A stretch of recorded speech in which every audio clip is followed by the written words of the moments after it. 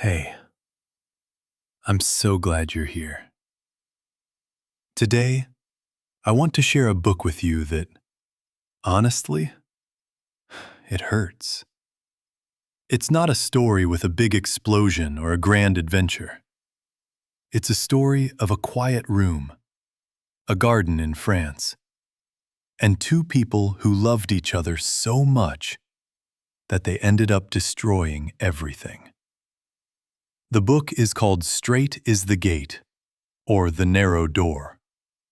It's written by André Gide.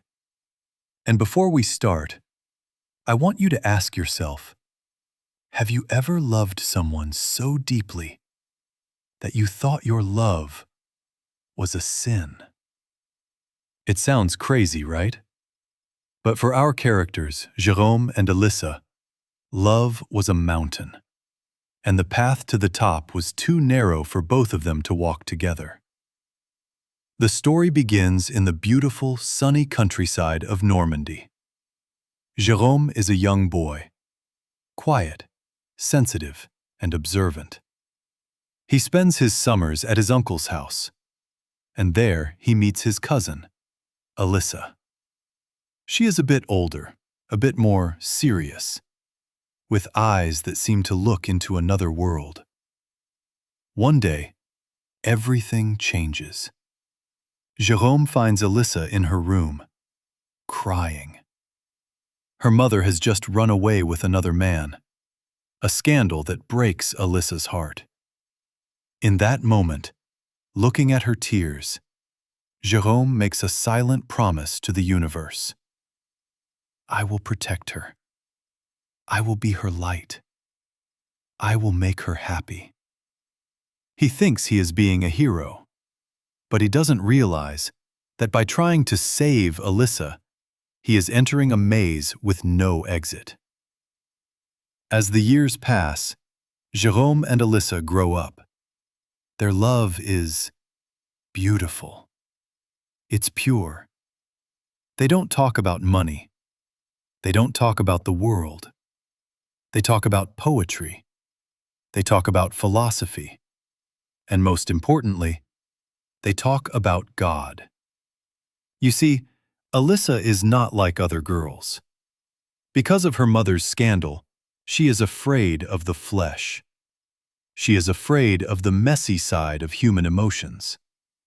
She wants everything to be perfect.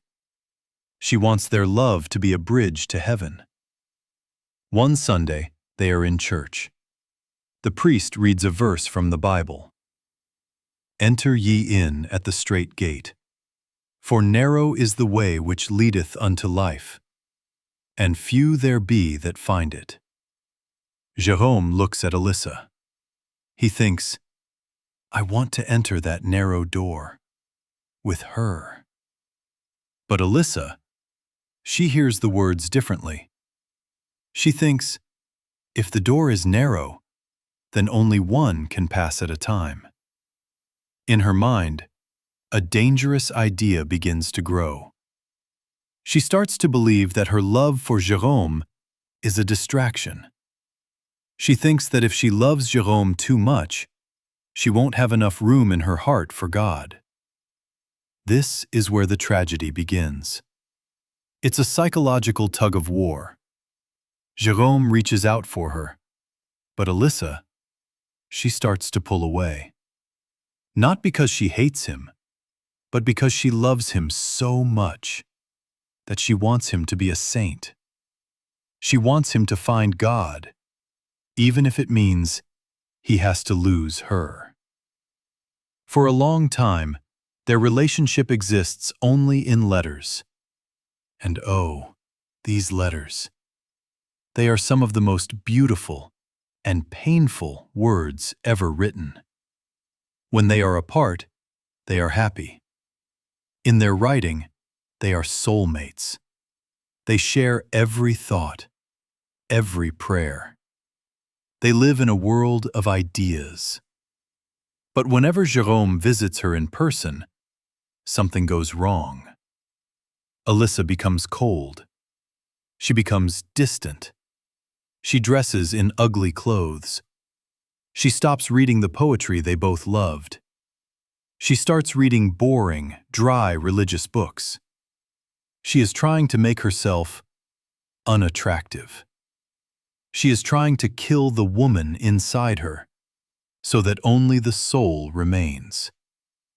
Jérôme is confused. He is heartbroken. "Alissa, why?" he cries. "We love each other. We should be together." But Alissa says, "No, Jérôme. Our happiness is too easy. It's too human." She tells him that they must aim for something higher. She starts to push him toward her younger sister, Juliette. She thinks, if Jérôme marries Juliette, then I can be alone with God. I can sacrifice my happiness for theirs. But Juliette loves Jérôme too. When Juliette realizes that Jérôme will only ever love Alissa, she marries another man, a man she doesn't love, just to escape the pain. The narrow door is starting to crush everyone who stands near it. Years pass. Jérôme goes to study. He goes to travel. But he always comes back to Alissa. And every time, the wall between them is higher. Alissa is fading away. She is becoming a ghost, a shadow of the girl she used to be. She is trying to force her way through that strait gate, but she is doing it by cutting off pieces of her own heart. Finally, the end comes. Jérôme visits her one last time. The garden is dying. The sun is setting. They sit together, but they are like two strangers from different planets. Alissa is pale. She looks old, even though she is young. She tells him, "We don't belong to each other, Jérôme. We belong to God." Jérôme leaves, destroyed. And a few months later, Alissa dies. She dies alone, in a cold room in a nursing home. She has nothing, no husband, no children, no joy. She only has the narrow door. But the most shocking part of the book is her diary. Jérôme reads it after her death, and in those pages, we see the true Alissa. We see that she was screaming inside. She wrote about her despair. She wrote about how much she wanted to reach out and touch Jérôme. She wrote, "Oh, Jérôme, if only you knew how much I wanted to say, 'I am yours.'" She realized, at the very end, that the silence of God was deafening. She had sacrificed her life. She had sacrificed her love for a purity that left her empty. She died wondering if God was even there. She died wondering if she had made a terrible mistake. She walked through the narrow door, but on the other side, there was only darkness. So, let's sit back for a second. What do we do with a story like this? Honestly, it's easy to get angry at Alissa. You want to shake her and say, "Just be happy. Just marry him. Life is short." But that's the thing about the narrow door. It's a trap that we all fall into sometimes. Let's talk about the purity trap. Sometimes, we think that if something is easy or happy, it must not be important. We think we have to suffer to be good. We think we have to sacrifice our hobbies, our loves, or our time to reach some perfect version of ourselves. But Alissa's story shows us that virtue without love is just cruelty. And what about living in the future?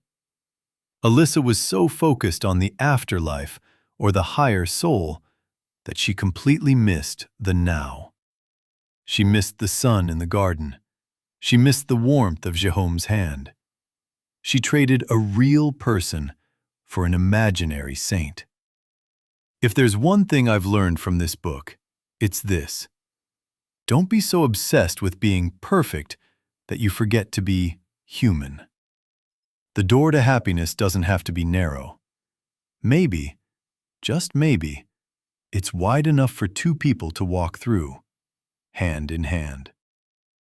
I hope this story didn't make you too sad, but I hope it made you think. Go hug someone you love today. Don't wait for a narrow door to open.